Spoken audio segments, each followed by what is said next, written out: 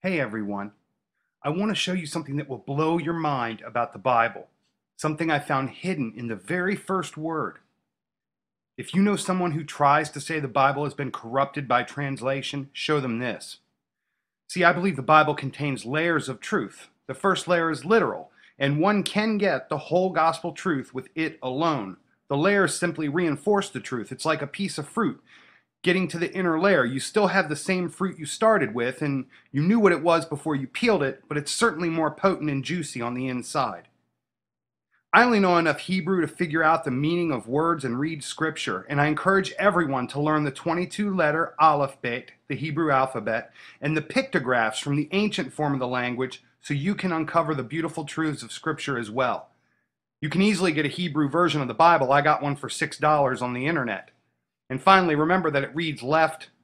Instead of reading left to right, it reads right to left. The original Hebrew language brings the Bible to life in amazing ways. In Genesis 1:1, we know it says, in beginning. We say in the beginning. In beginning. That's Bereshit. Bet, Resh, Aleph, Shin, Yod, and Tav. And originally Hebrew was written with symbols. The pictographic symbol for Aleph is like an ox head, and it represents strength. Beit is tent or house. Ab, Aleph, Beit, Abba, father, the strength of the house. Aleph, strength. Beit, tent or house. Resh is a head, a little picture of a head. And we know that, B and R together, bar, son of. Aleph is God, the strength of the tent, Aleph, Beit. God of beginnings, the creator. Some say it's technically correct for the written version of Scripture to begin with Aleph, but God does not do that in the Holy Bible. He places Bar first. He places the Son first. So Aleph Beit, Father, Ab, Abba, the strength of the tent is God, and Beit Resh, Bar, Son of. So in the first word of the Bible just there, in the first three letters of the Old Testament, we have the Son of God with a language that is thousands of years old.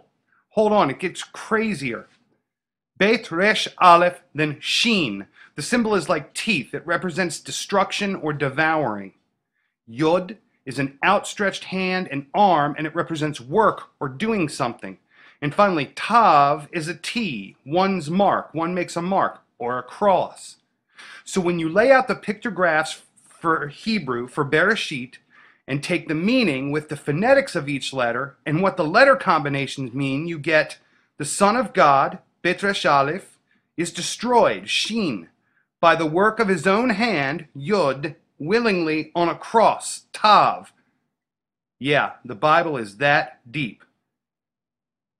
The Son of God is destroyed by the work of his own hand, willingly on a cross, Bereshit.